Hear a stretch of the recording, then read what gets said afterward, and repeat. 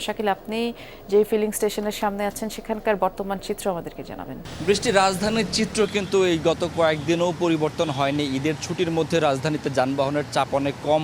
আপনি আমার পিছনে দেখতে পাচ্ছেন সড়কে যানবাহন প্রায় নেই বললে চলে, কিন্তু তারপরেও কিন্তু পেট্রোল পাম্প অর্থাৎ ডিজেল অকটেন এই যে পাম্পগুলো রয়েছে সেগুলোর সামনে কিন্তু যে দীর্ঘ সারি সেটি কিন্তু দিন দিন বাড়ছেই। এবং আজকেও ঈদের এই ৩-৪ দিন পর দেখতে পাচ্ছেন যে প্রায় ৫ দিন পর অনেক লম্বা একটি লাইন, এই লাইন ছাড়িয়ে গেছে শাহবাগ মোড় ছাড়িয়ে প্রায় কাঁটাবন পর্যন্ত চলে গেছে।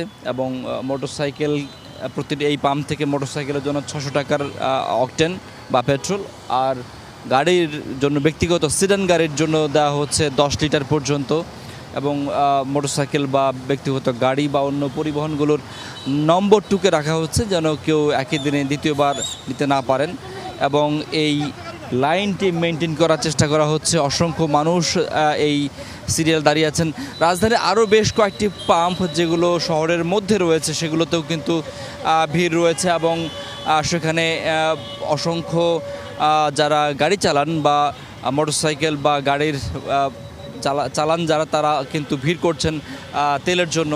এবং তারা বলছেন যে সরকারের পক্ষ থেকে বলা হচ্ছে যে তেল আছে, কোনো সংকট নেই, কিন্তু পাম্প থেকে কিন্তু তেল পাওয়া যাচ্ছে না এবং তেলের জন্য দীর্ঘ সারিতে অপেক্ষা করতে হচ্ছে। এই দুর্ভোগ থেকে মুক্তি চেয়েছেন নগরবাসী। দেখছিলাম আপনার মাধ্যমে। ধন্যবাদ শাকিল।